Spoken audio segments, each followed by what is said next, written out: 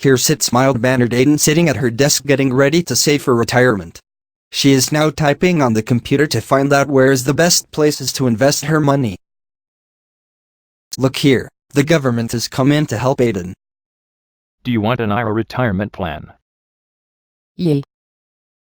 Fantastic. Sign these papers and set up an IRA. Because you are saving for retirement, we won't tax you on the money you put into the account.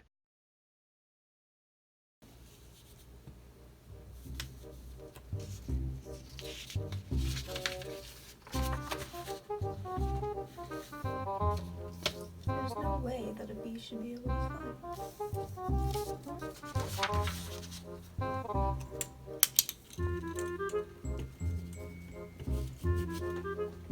Oh, thanks.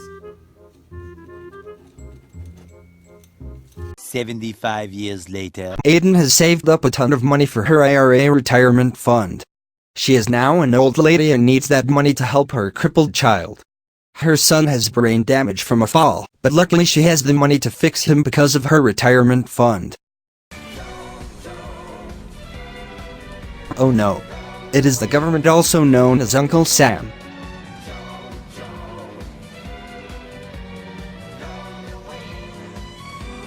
Gimme. No, this money is for my disabled child. Uncle Sam has always paid what he's owed. This had always been Uncle Sam's plan from the beginning.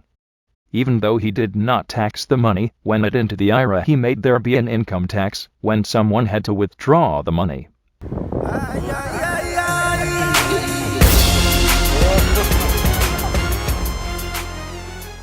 Later that same evening. Cheated out of her money by the malicious government and their greedy ways, Aiden decided to plot a way of going around the government's tax.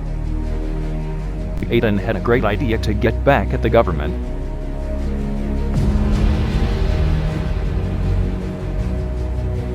Tax evasion and tax fraud? Ha ha ha ha ha ha ha ha ha ha.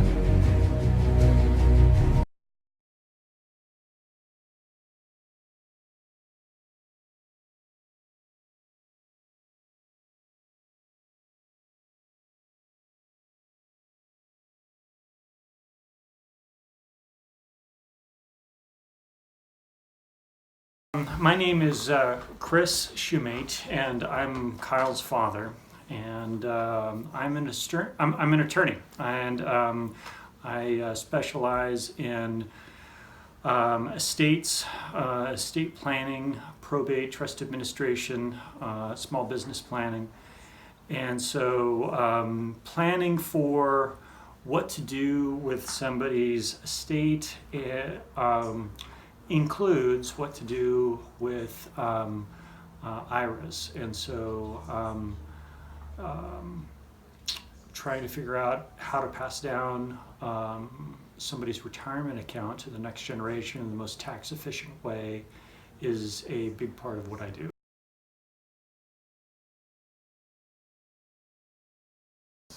So an IRA is just an acronym, IRA, for individual retirement account.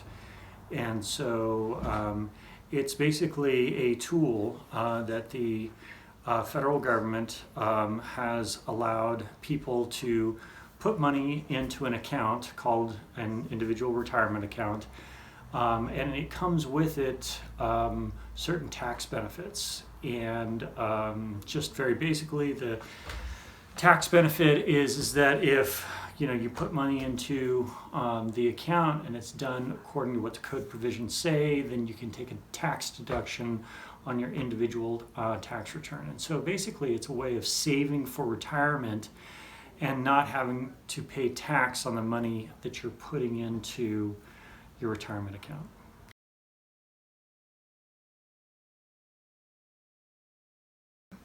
So biggest advantage of saving for a retirement account, saving with an IRA, is what I just said, in that you can put money into this account and you can get a tax deduction for it.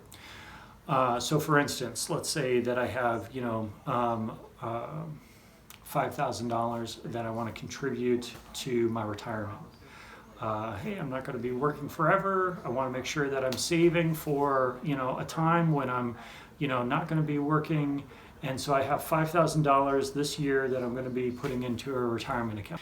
If you put $5,000 into an IRA and you meet the certain requirements for contributing towards a traditional IRA, then you can not pay tax on the money that you've contributed. So basically, it's a way of incentivizing. It's a federal government's ways of incentivizing you to save for retirement. Just another advantage is if you put money into a brokerage account or if you put money into a savings account. So, I mean, one of the benefits of an IRA is that you can, have it invested in whatever you want to be invested in. So, anyway, if you put money into a brokerage account, that's nice that you put it into a brokerage account and that you can invest the money, but you don't get a tax deduction from money that you put into a brokerage account. Mm-hmm. So, a lot of flexibility that you can do with things that you put into an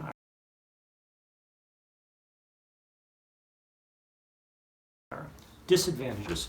So disadvantage is that there are limits to what you can contribute to an IRA. I think currently, right now, there is a $9,000 cap on monies that you can contribute to an IRA. Even if you meet all of the income and all of the rules, the maximum that an individual can contribute to an IRA is $9,000 in 2019. So it's not a lot of money. If you compare that to like a 401k, I think the maximum is like $18,000 or $19,000, something like that. And so,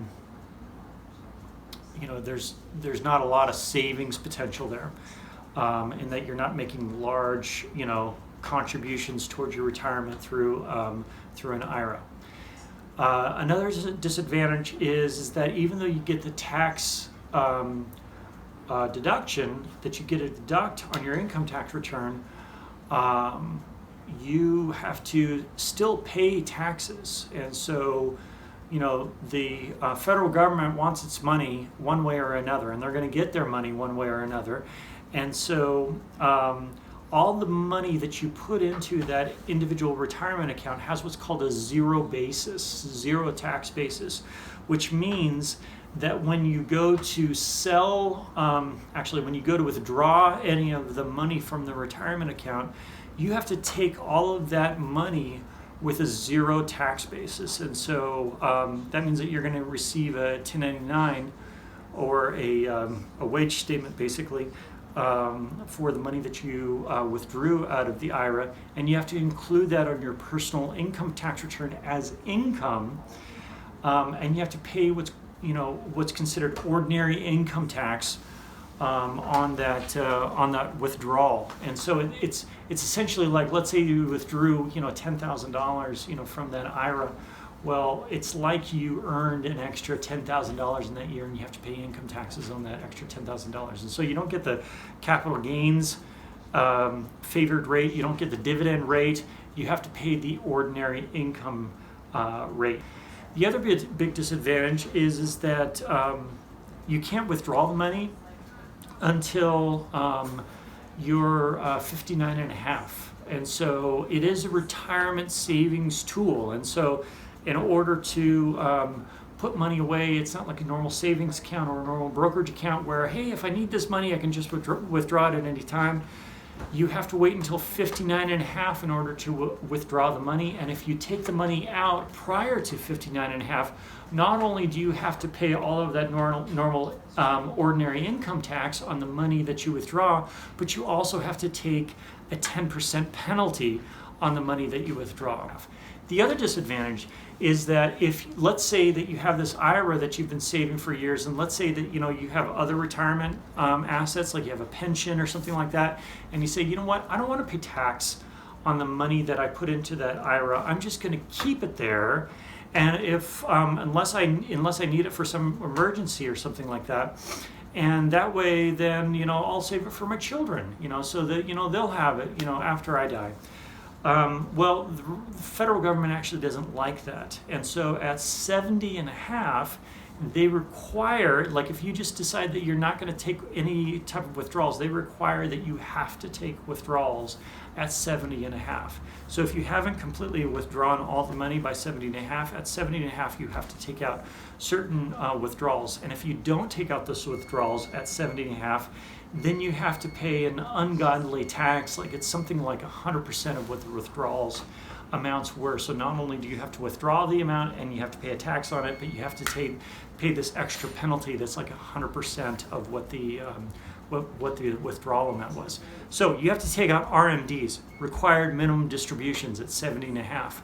Last disadvantage is if you die before 70 and a half, or if you die before you've taken all of the money out by 70 and a half, then it's still considered zero basis assets when your children receive it. So usually when your children inherit assets, they inherit assets with a 100% basis, meaning they take the assets with a step up in basis and they don't have to pay any tax at all. If they sell the assets, they usually get a basis as of the date of death value. Well, that doesn't happen at all with IRAs. The beneficiaries take those assets with the zero basis, meaning they have to pay 100% ordinary income tax on, well, I shouldn't say they have to pay 100% tax. They have to pay tax on all of the assets that they receive, just as the owner of the IRA would have normally had to pay tax.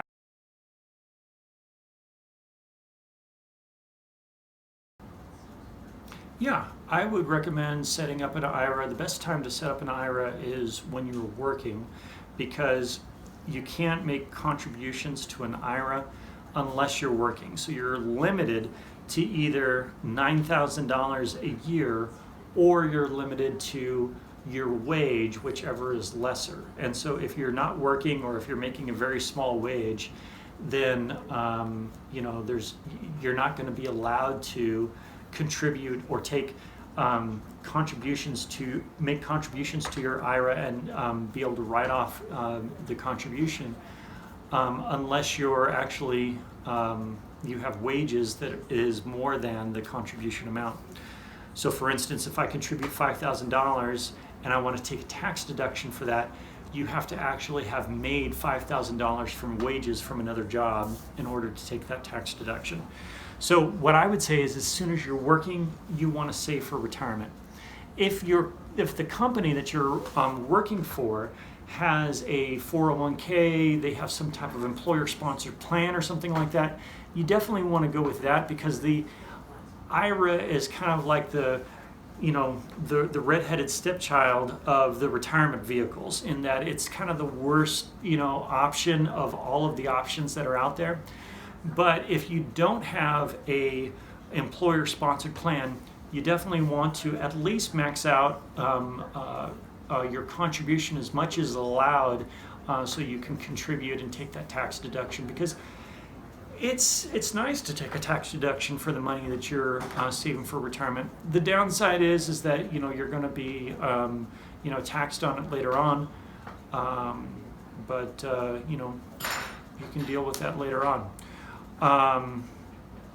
But when you're working and you're paying down your mortgage and you're having kids and you're trying to establish your career, it can be a tough time. And so having every last tax advantage so that you pay the least amount of tax possible can really be nice, because all of your income in those years can be used up in just high expense that goes along with trying to support yourself.